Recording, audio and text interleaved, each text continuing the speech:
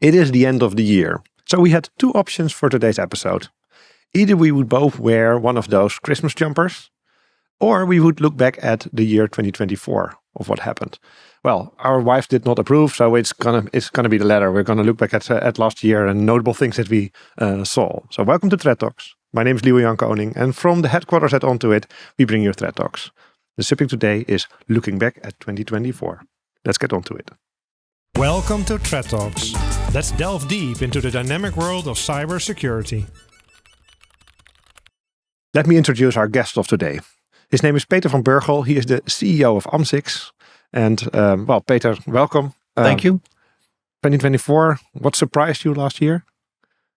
I think the biggest surprise is the amount and visibility of things like cable cuts, hacks and cracks of government agencies.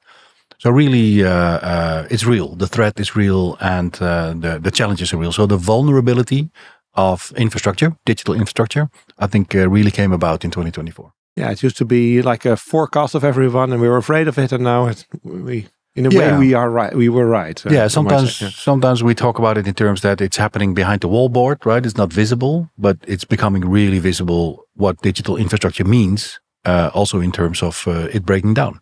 Yeah. Okay. So a year ago, over a year ago, we spoke, of course, and we said, well, let's do something. Let's make sure there's more awareness on cybersecurity, what it means, what the threats are, and all that. So that's why we started Threat Talks together. Apparently there is a need.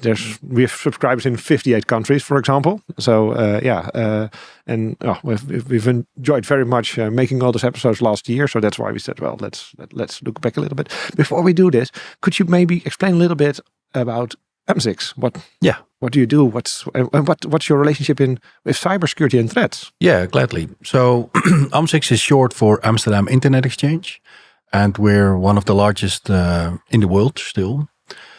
What that means is there's about 90,000 networks globally, and all of those need to be connected one way or the other to build the internet. And one way to do that is through an internet exchange, and AMS-IX is one of the largest. What we do is basically bring together internet companies like the hyperscaler companies like Microsoft, Google, etc., but also small companies, service providers, security providers, and all of them extend internet traffic through our platform. Because we do that, and because we're also part of critical infrastructure in the Netherlands, we also are very much aware of the risks of that, of course, and therefore we also invest heavily in security and resilience.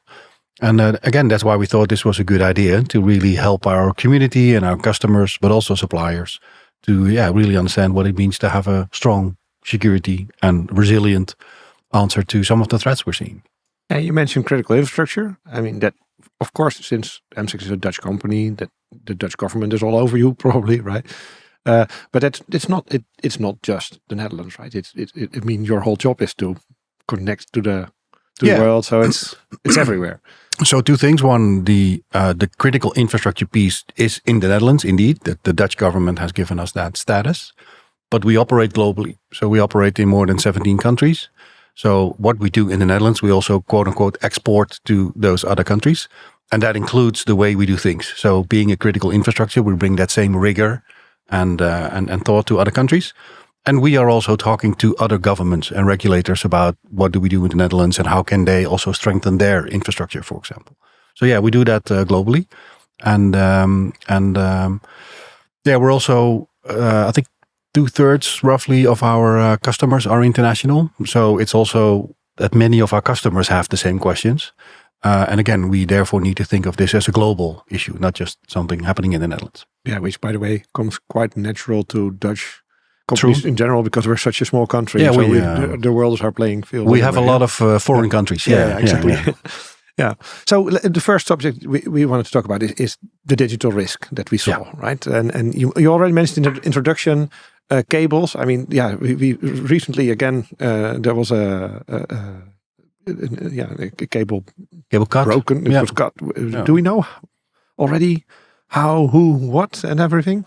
No, because at the beginning of the Ukraine war, there was the gas pipelines were cut. That's not digital, but it's a similar thing, and that we know now was actually an act of war in that thing. Yeah.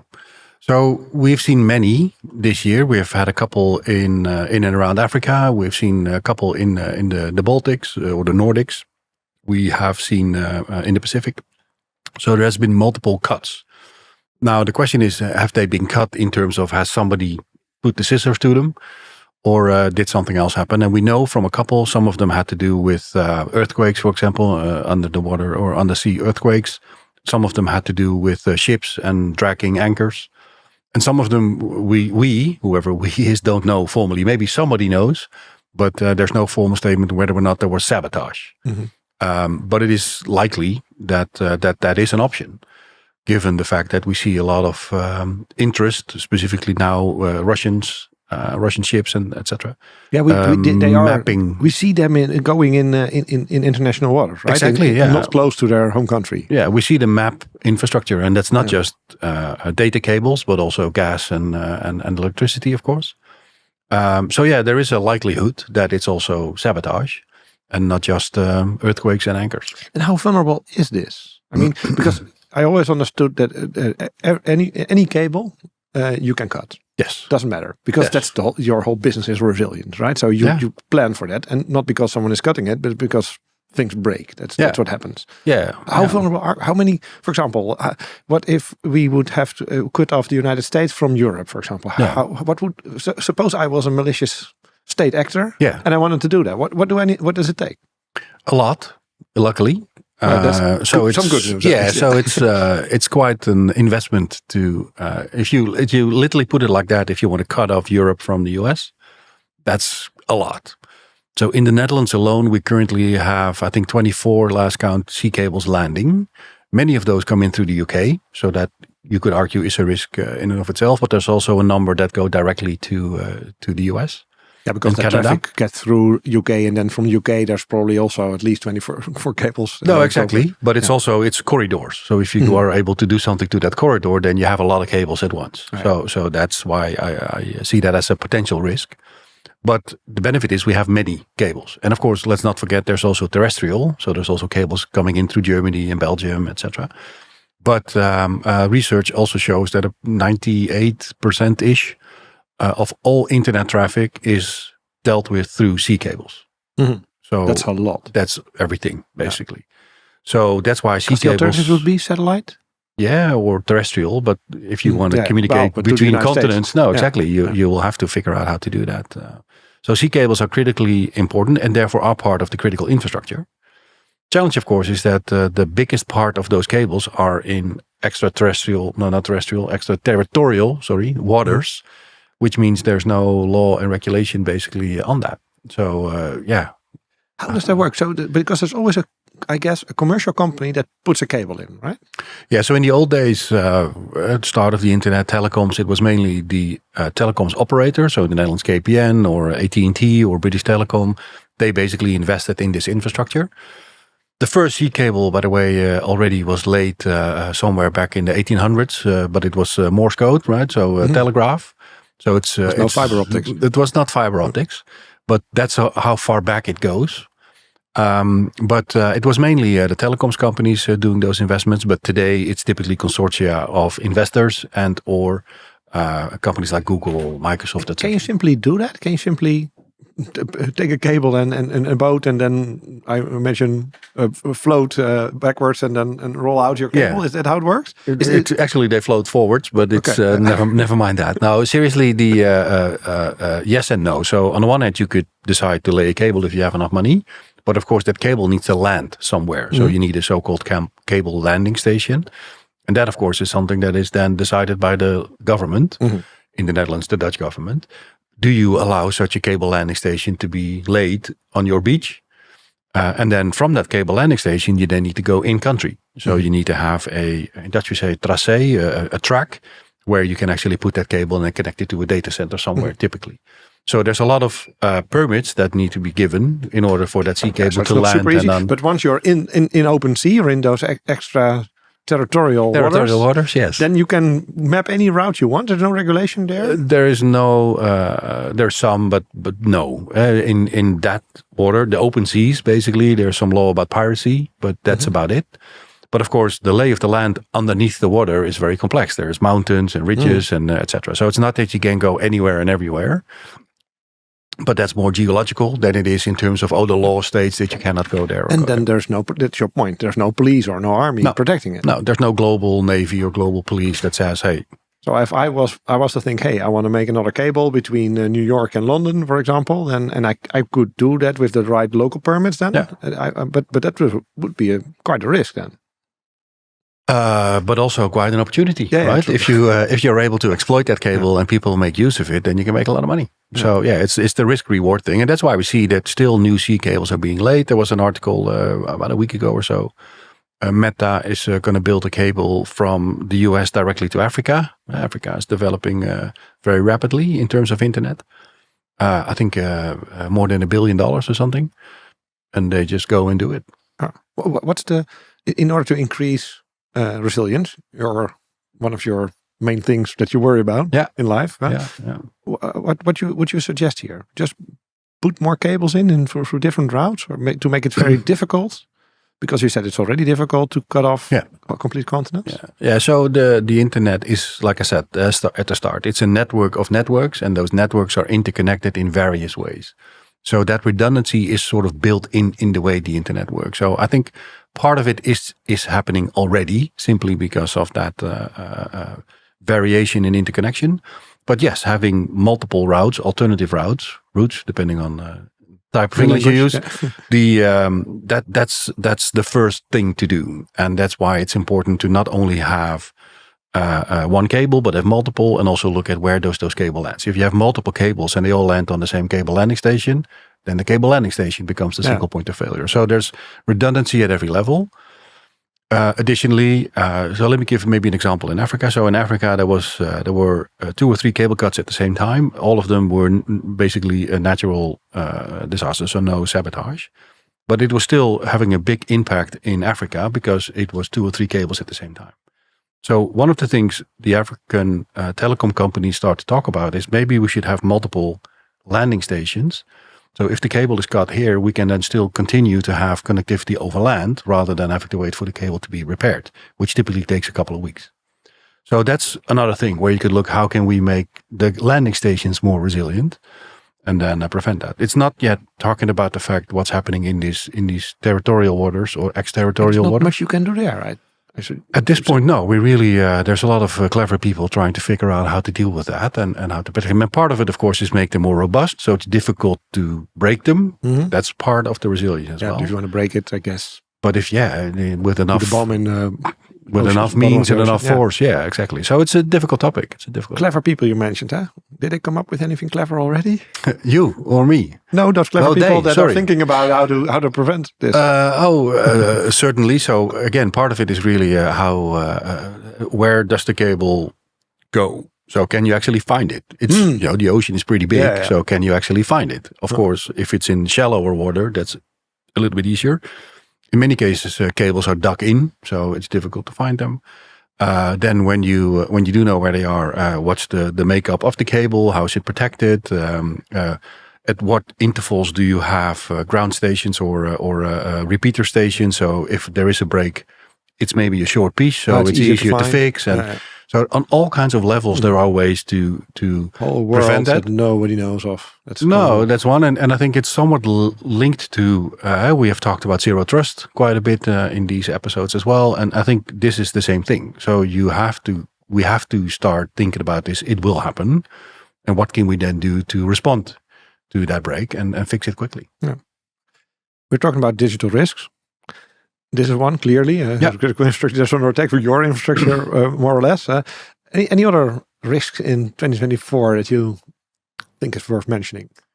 Many, but in terms of cyber and networking, another one that became apparent is satellite signal. Mm-hmm.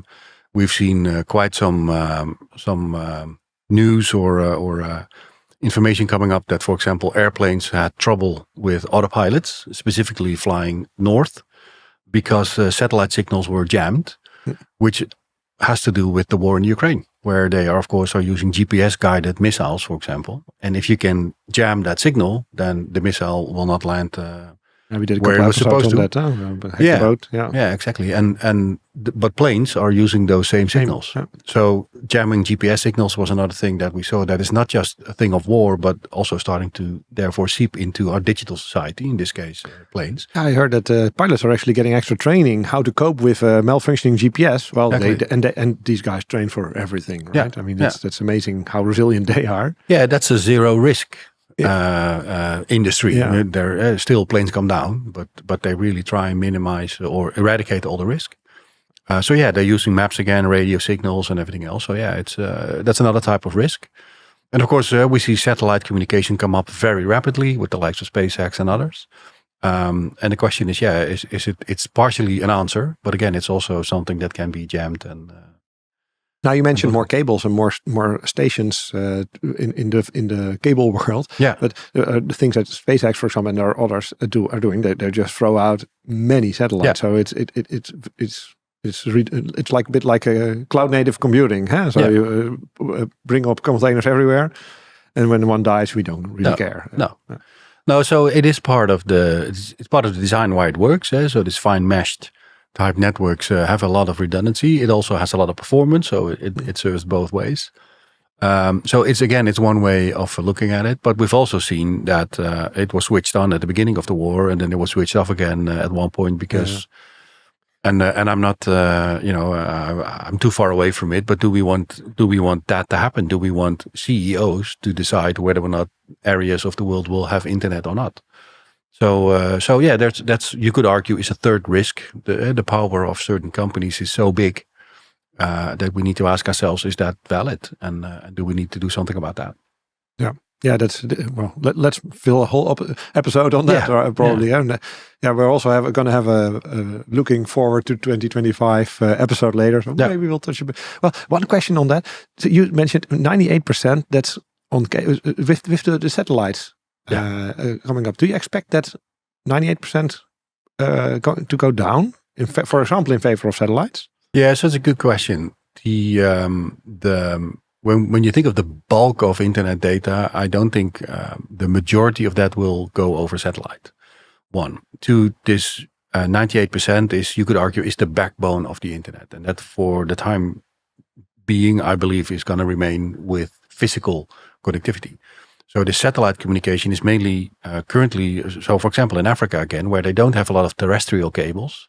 So they have no way to get from the landing station on the beach to the village somewhere inland. So it's more the last mile. That's so there's a lot of last mile happening. Up, down, but not across the globe. Yeah, but that's happening too. And it'll grow more and more because that technology is also growing. But that's going to take a while.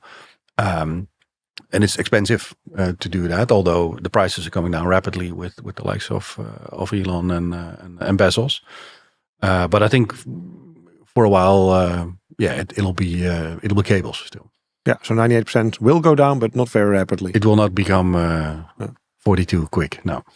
Time flies. You should probably go to our next topic we want to discuss, and that's about regulations. In particular, NIS2. That's of course in Europe a big thing. Yeah, but it's not. Its reach is global. At least if you want to do business in the European market, as we have seen with other GDPR, for example. Everybody understands that, has to work with it. NIS2 is a bit. Can you explain a little bit what it is and particularly what it means for you as critical infrastructure? Yeah. So a NIS2 implies there was a NIS1, and there was. So it's an updated version of that security directive. It's a directive by the European community. So it applies to European companies, but it also applies to the supply chain. So the directive forces you to think of your upstream and downstream partners. So that's where it also touches other parts of the world. If you do business with customers abroad, or if you do business with suppliers abroad, then you also need to make sure they are secure. And basically what the directive aims to do is for the longest time, we've been asked as companies to get ourselves organized and make sure we're secure. But more and more we're seeing that also private people or customers are being attacked. So there's a lot of scamming and hacking and phishing and all of that, and bank schemes and what have you. So what governments do is, if the market doesn't fix it, they will regulate. And that's what's happening. So we brought it upon ourselves. Yeah, to some extent we did. Yeah. And I've used this example before, right? Why can I safely drink water from the tap? And why can I safely charge my phone, for example, when I plug it in the mains? But if I go onto the internet, I need to take care of all my safety myself. So as an industry, I think we have a way to go to protect the weak, if you will, or to make sure that consumers are safe. And this type of regulation is sort of aimed at that. So how do we make ourselves more safe? And what it also does is, because it's not just a suggestion, they basically say, so Peter, you're a company director. If you make a mess of this, or if you're negligent, you're personally liable. So it makes that I, as an individual, not just as the company director, also thinking, ooh, right, it's also me. It's not just my company, but also me as a person that now needs to act. Yeah, so that's like a it's in the criminal sphere of the legislative system. So you could be in jail eventually. Even I mean, that's far fetched. I get it, but it's in that. It's not like a private thing. Somebody can sue you for money or so, but. No, so it's more civil rights than criminal rights, but it's similar in other laws and regulation, where more and more company directors, boards are being personally held liable for something if they don't do it. Yeah, so the limited, that's supposed to completely shield off the responsibility for the owner of the company. That doesn't apply here. No, because you're a board member and you're personally responsible. But it is mean you really have to be negligent, right? So you really have to deliberately decide not to do it or work against it, etc. So I'm not too worried about going to jail. Completely ignore cyber. Completely. But then again, as an example, my wife is working in healthcare, and when I sometimes ask her about, what do you know about this, that, or the other, she no clue. Mm-hmm. And because she's not thinking about it in those terms, right? She's a healthcare professional, and she's thinking about providing healthcare and not security. And again, this is a way like sustainability or GDPR, or to make boards of companies aware to. And you'll recognize this, right? When you think of the CISO, it's taken a very long time, and still in some companies, for the CISO to become a board member or to have enough resources to think about security. Don't get me wrong. I think it's a great idea to have this. I mean, there's lots of technical people who are like, oh, we have another regulation again, and now we already had SOC 2, and we had ISO 27000. Now we have NIST 2, and we have DORA also. But I think it's you should see it as a means to get to actual security. We did an episode on that, the difference between or not difference between actually being secure and proving that you are. Yes. But and the conclusion there was, it really helps to have a regulation and a framework. And you might not always agree to it, and sometimes think it's of course or whatever. But if you put it in the right hands, it can be a mighty weapon as well. And why wouldn't we utilize it? Yeah, and going back to the beginning, your opening question. So what was my realization for 2024? So this vulnerability is really happening, and it's of course more than that. We've seen government hacks, we've seen companies being hacked, ransomware, all that stuff. And if all of us collectively step up, it's going to be harder for criminals or nation states to attack us. And again, zero trust is very necessary. And zero trust remains, right? So it's not that it's a fix-all, but we really have to step up our efforts, because we see too many incidents where companies turned out to be too vulnerable because they haven't taken it seriously enough to deal with it. And again, this too is trying to address that. It would be great if the IT industry would do the same as the airline industry, Zero risk. Let's have a separate episode on that, but it's gonna be a double episode. But it's actually funny, because NIST 2 is also, it's a risk-based approach. So it is about trying to minimize risk, but accepting the fact that there is risk, which you have to deal with as well. So it's not that you have to have. That's actually, again, as a company director, it's not that I need to be like an airline necessarily, but if I'm getting hacked, what do I do to respond? And specifically as a part of critical infrastructure, we need to make sure the internet works in the Netherlands, for example. How do we do that? And we don't do that alone. There's other companies, of course, do that as well. But it's a responsibility. We need to step up our efforts and make sure that we keep the stuff safe and working. How did your company change because of this too? Well, not a lot. But that's because being critical infrastructure, we have already done a lot. We are already ISO certified for a very long time, 27001. We just had our audit passed again, so we do a lot already. We have our SOC in place. We do a lot. So I think we're okay. But when you think of awareness, for example, and having new people join your company and all of that, working with suppliers and customers, we have changed some of the procedures and do more audits of, for example, our suppliers and software because development. that's a big thing. We've seen so many supply chain things. We did again an episode on that. Also because there's so many ways you could see what a supply chain is. One is contracting your suppliers and making sure. We even have this these days with the climate crisis, the CO2 budget that the company. I mean. Companies beyond a certain size, starting from next year or the year after, I don't remember, they have to report on sustainability. But also in their whole chain. So also their suppliers, whether they are in your own country or somewhere abroad, and that has a big impact. That's part of the supply chain in cyber. Yeah. There's also the more technical version of it. I mean, I write software. I use libraries. Where do these libraries come from, and what they do? Do they include? Where do I host it? Yeah. Who is involved there? Yeah. Do you think that's going to be a big shift to the breadth of whole of IT? Because it's such a mind shift. Yes, it is. And so I needs to happen. That hopefully will happen. Yeah, and I think it will happen, and it may be gradual, because it's government driven and it's going to take time. And as human beings, we change very slowly. And so it's going to take time. The question is, do we have that time, given that malicious companies or organizations may move much faster? However, it's going to happen because, for example, again, we had a IT security policy in place for our suppliers, but we found it was mainly aimed at larger companies. So we found out because we hired 2 or 3 independent contractors. And all of a sudden I said, well, we can't sign this because you're asking us stuff we just can't do as 1 or 2 people organizations. So we had to rethink some of our IT security, supplier IT security policies. How can we work with individual contributors that are not part of a large organization that can? And that's, again, it of course came to me as the company director. What risk was I willing to take with hiring individuals rather than companies? Healthcare industry has a big problem with this. They have many small companies, like 4 or 5 people. And then there is the 4 eyes principle, new code. That's impossible. So it is going to happen, and it's going to give a shift. Some companies will pivot because they have to, but many will gradually go there. And I think it's good. It's a good thing.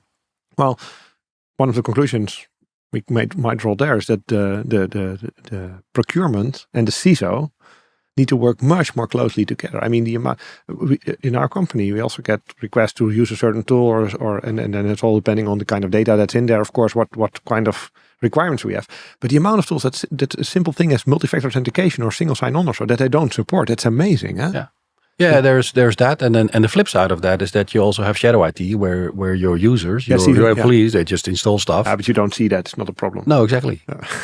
Maybe no, but seriously, that's the other side, right? So on the one hand, you have to step up your efforts in getting control and getting visibility of it, and then on the other side, it's so easy to install applications or use.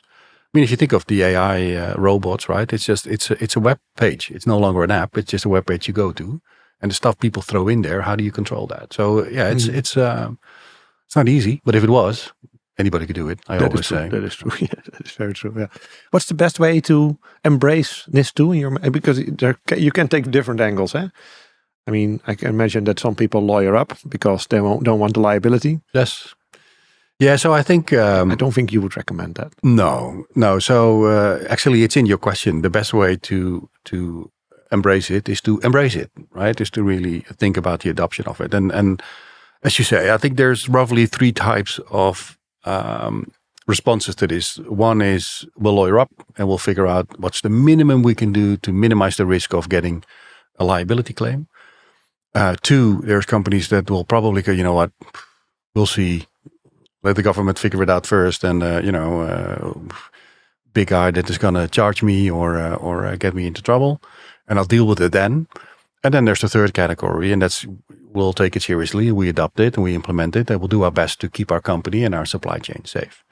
And on the one hand, we have no choice because we're, again, part of critical infrastructure. But then again, it's also the way we've been operating forever, which is why we're still the company we are. So it's I hope like the first 2 are more cost center, and managing costs, and the 3rd one is actually enabler.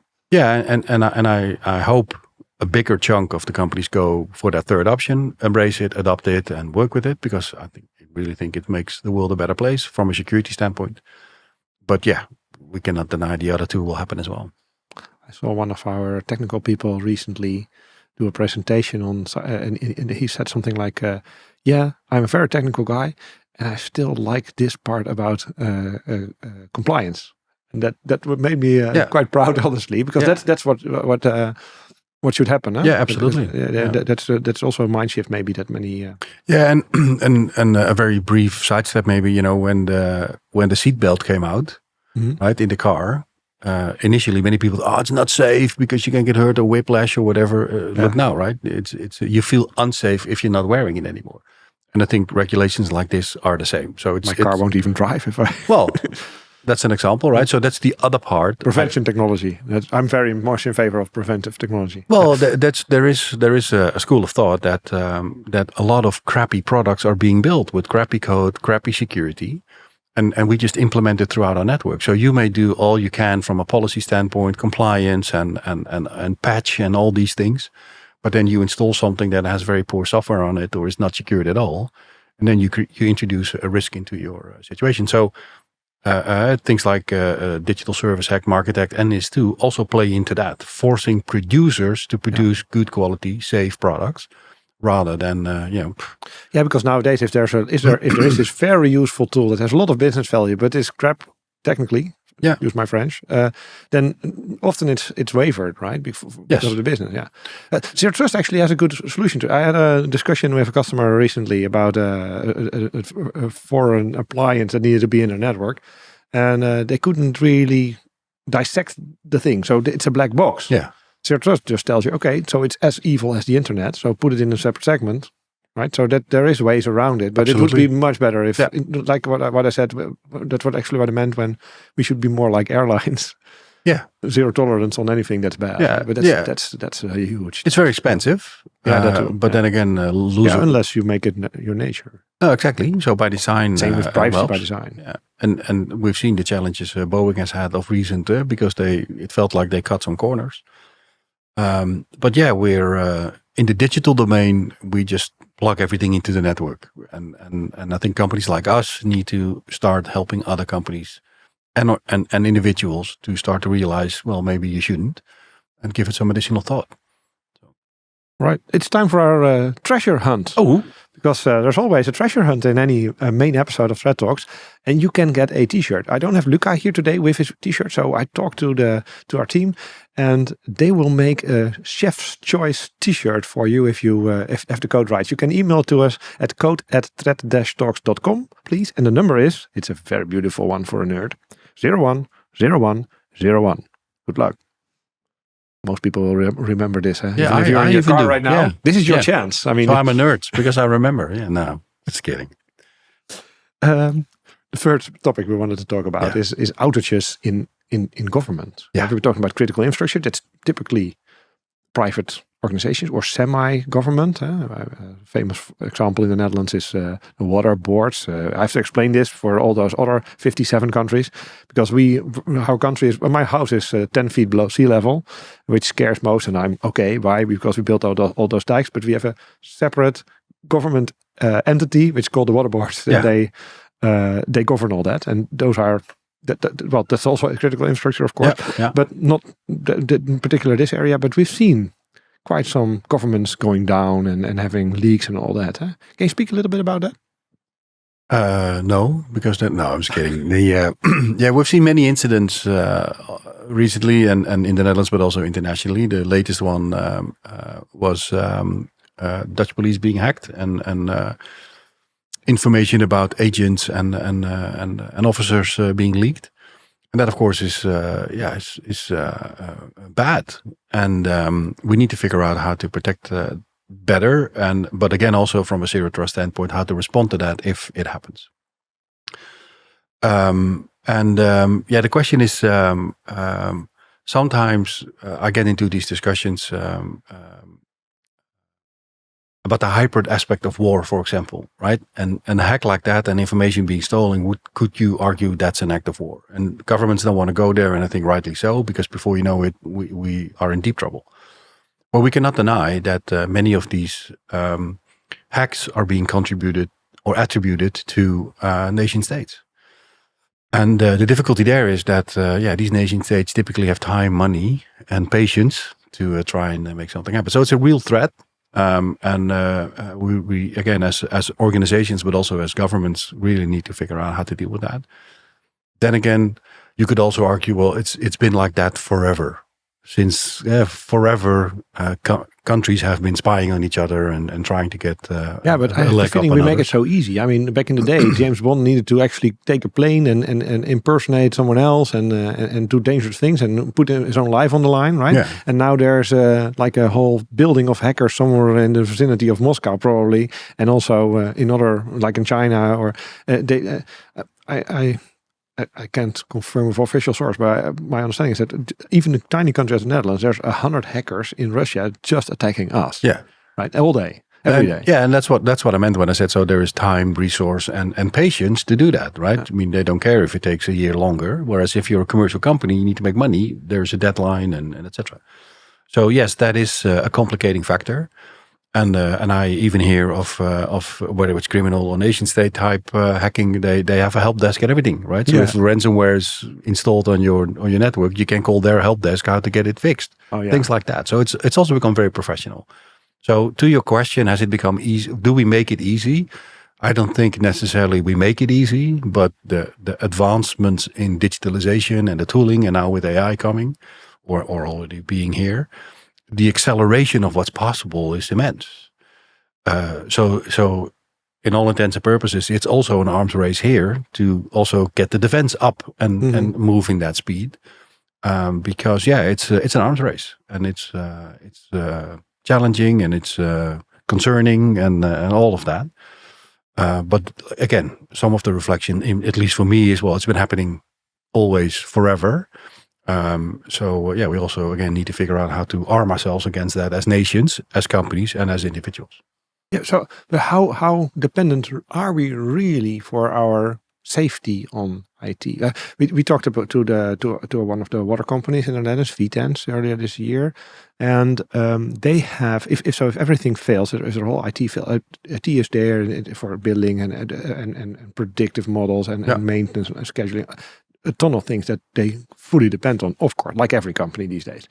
But for their core thing, making sure there's fresh water in every home, they can go completely manual. Yes. And same with the water boards. I mean, if there's a storm gets here and there's a heavy rain and there's a threat of flood and the digital systems break down, they send out people to actually look at the dikes. So we kind of made it manual. But how realistic is that in this day? I mean, what if indeed the United States would be cut off from the world and the DNS servers still live there, for example? They probably have their own time servers also there and their own satellites for GPS and all that.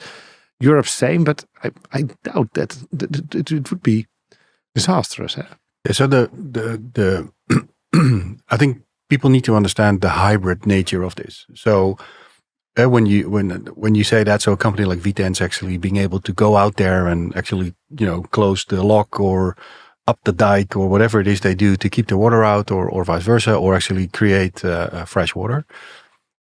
I completely believe that's possible, that they can do that. However, if that's happening in a time when there's no power, and with no power, there's no digital infrastructure, so traffic lights won't work, your phone doesn't power work. System. Part of the remediation for VTens was if the water is not guaranteed to be bug free or infection free, then you cook it. Yeah. How do people cook with electricity these days? Exactly. Right. So that's the hybrid nature. So they may be able to get fresh water into your house, but if you can't cook it and it's contaminated, then what? Mm-hmm. If your phone doesn't work, how can they call their people to actually go out there and close the lock? If the traffic lights don't work and it's a mess on the street, how can they get there because they can't travel on the road? How can they?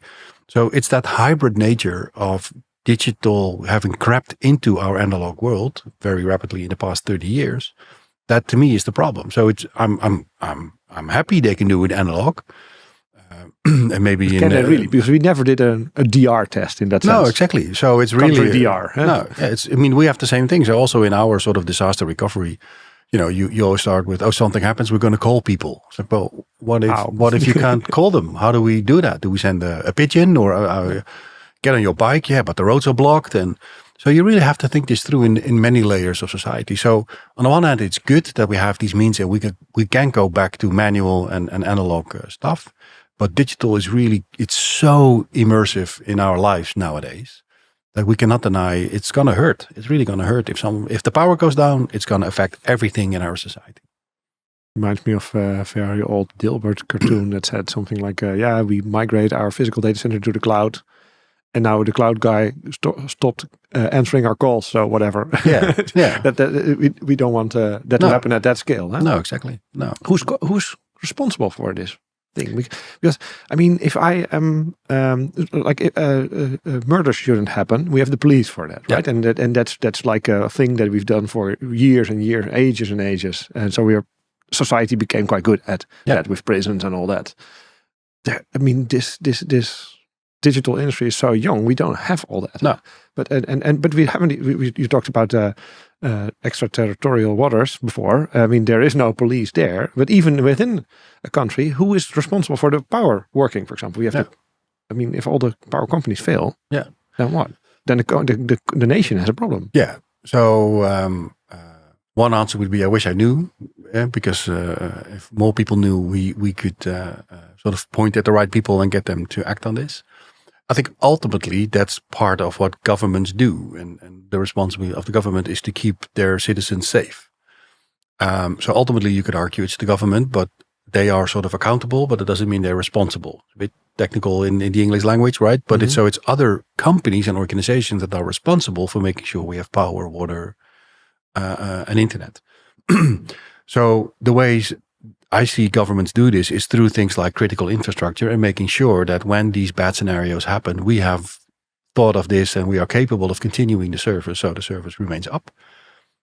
In Europe specifically, because of the war going on in the Ukraine and the whole situation with Russia, there's a lot of talk, and you see this on the news and in commercials and all of it, about resilience. And people like you and me have to get some additional water in the house and maybe get some dry pasta because it'll last forever. And because if the water goes down or the electricity goes down, you should be able to survive 2 or 3 days on your own. So part of it is that, right? So it's again the government making sure that as individuals we start to think about resilience. So NIS 3. Yeah, well, maybe. No, but it's a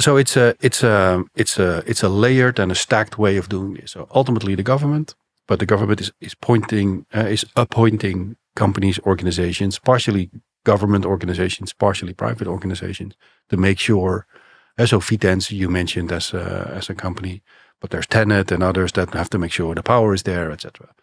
Again, it's I want to come back to this zero trust thing as well, because also there we need to prepare for it to happen. And then again, what's the contingency? So it's about making sure, do our best to prevent it from happening, but when it does, how can we very quickly bring it back up and minimize the damage? And that's not one person, one organization. It's a stack of public and private companies doing that. Yeah, you mentioned GPS before. We've seen this, especially in the Ukraine war, where that's as disturbances. It also has to do with what is the time today. It's become with OTP and stuff. That's going to be crucially important. But that's also under attack. Those core infrastructure things. Yeah, I'm not. It's a little nuance. I'm not sure if time itself. Well, if time is under attack, let's not go into the relativity theory here. No, but because of the jamming of GPS signals, it does affect GPS in cars, in planes, and all of that. But we, for example, started to realize that when you think of this digital world again, every transaction you do in the digital world is time-stamped. And in the security space, when you want to do multi-factor authentication, your client needs to be in sync time-wise with your server. If it doesn't, you cannot authenticate. Yeah. So we started to realize that actually it's quite vulnerable. So we will shortly start offering services that are based on PTP, which is the new standard, very accurate nanosecond type accuracy. But it's also based on physical connections. So it's not satellite signal, we offer that too, but it's really based PTP on... also takes into account latency. Yeah, so you have a certain offset, and because you know the offset, you can very accurately pinpoint time. And we're finding that... NTP improved. And we're finding, for example, that some of the water companies and electricity companies are interested. So they have solutions for this, but they're looking for backups, so resilience. Yeah. And how do we get it back up if we have to make sure that they can offer a service also when they are in trouble. So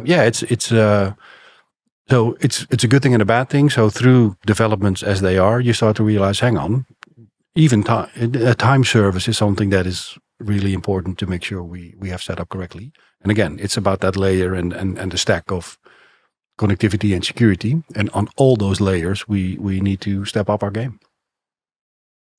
The end of the year. Yeah, we need to wrap up. But if there's a theme, then most of the things I would say are resilience is key here. Yes. Right? We see stuff getting worse.